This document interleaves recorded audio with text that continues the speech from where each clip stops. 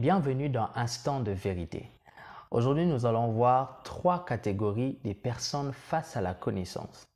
Après cet exposé, tu sauras dans quelle catégorie où tu te situes. Et tu vas aussi découvrir quelle est la catégorie où le Seigneur te veut. Sans plus tarder, découvrons ces 3 catégories des personnes face à la connaissance. La première catégorie des personnes, je les appelle les ignorants. Qui est un ignorant? Un ignorant, c'est quelqu'un qui manque de connaissances. C'est quelqu'un qui manque d'informations. Et ce qui est bizarre en étant ignorant est que un ignorant ne peut jamais être intentionnel là où il doit l'être. Par manque de connaissances, il demeure inactif là où il doit être actif. C'est la première catégorie des personnes dont on doit désirer quitter absolument. Ne trouve pas plaisir de demeurer ignorant. Osée 4, 6, la Bible dit « Mon peuple est détruit parce qu'il lui manque la connaissance ». La bonne question à se poser est celle de savoir comment quitter cette catégorie des personnes. Pour quitter cette catégorie des personnes ignorantes, voici la première chose que je te recommande. Développe la culture de la lecture. Ceci est très capital et je te recommande le livre par excellence, le meilleur livre au monde qui est la Bible. Et pourquoi est-ce que je dis cela? Pourquoi est-ce que j'affirme que la Bible est le meilleur livre au monde? 2 raisons me poussent à attester cela. Premièrement, la Bible est le seul livre qui remplit la ligne du temps. Elle nous parle des événements du passé, du présent ainsi que du futur, surtout avec exactitude. La deuxième raison qui m'amène à dire que la Bible est le meilleur livre au monde, c'est parce qu'elle nous propose plusieurs thématiques. Un seul livre, mais qui nous parle de plusieurs thématiques, telles que le mariage, l'argent, le ministère, la politique, la réussite, et j'en passe. Il y a tellement beaucoup de thématiques que nous découvrons lorsque nous lisons la parole de Dieu. Écoute ce qui est dit dans Psaume 19, le verset 8. « La loi de l'Éternel est parfaite, elle restaure l'âme. Le témoignage de l'Éternel est véritable. Il rend sage l'ignorant. » Mon deuxième conseil qui t'aidera à quitter cette catégorie des personnes ignorantes, je te recommanderais de suivre des formations. Car la formation t'aide premièrement à comprendre ce que tu fais et deuxièmement à bien le faire. Parce qu'il y a beaucoup de gens qui sont dans des pratiques mais ils ne comprennent même pas ce qu'ils font. Voilà pourquoi leurs œuvres manquent d'efficacité.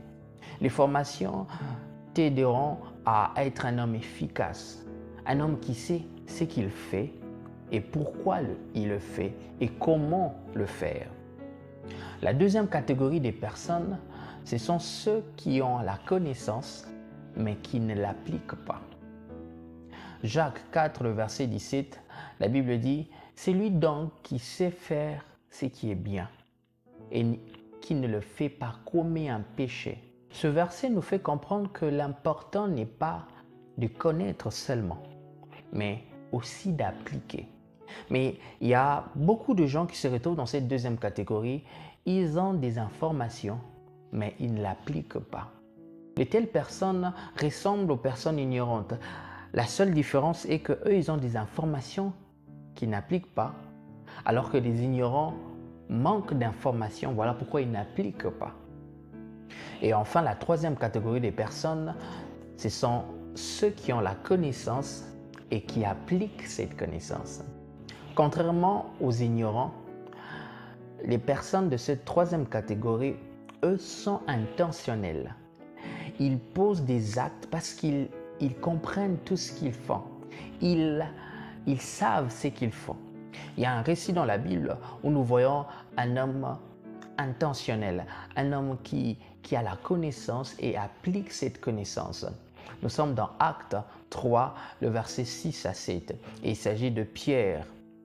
J'aime ces récits dans Actes 3, où on nous parle de Pierre et Jean. À l'heure de la prière, ils allaient au temple.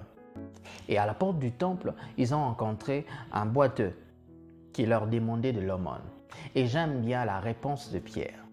Au verset 6 et 7, Pierre dit « Je n'ai ni argent, ni or, mais ce que j'ai, je te le donne au nom de Jésus-Christ de Nazareth, lève-toi et marche. » Il y a une chose qui est très intéressante dans ce récit.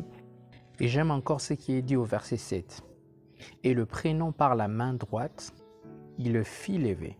Au même instant, ses pieds et ses chevilles devinrent fermes. » Pierre était conscient de la puissance de la résurrection qu'il avait. Et c'est cette puissance qu'il a eu à déployer, premièrement par sa déclaration. Comme cela est souligné au verset 6, « Je n'ai ni or ni argent, mais ce que j'ai. » Au fait, il s'agit de la puissance de la résurrection qui était en lui. Et il ne s'est pas limité là, il a démontré aussi dans ses actes, il fit lever cet homme. Non seulement il a déclaré, mais il a aidé, il a posé un acte de foi. Et nous voyons, la Bible nous le révèle, cet homme a marché.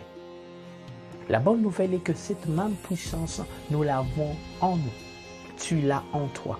Alors fais comme Pierre en étant premièrement conscient de ce que tu as, en le déployant par les déclarations ainsi que des actes de foi. Et ce que nous voyons dans les livres des actes deviendra d'actualité dans le 21e siècle.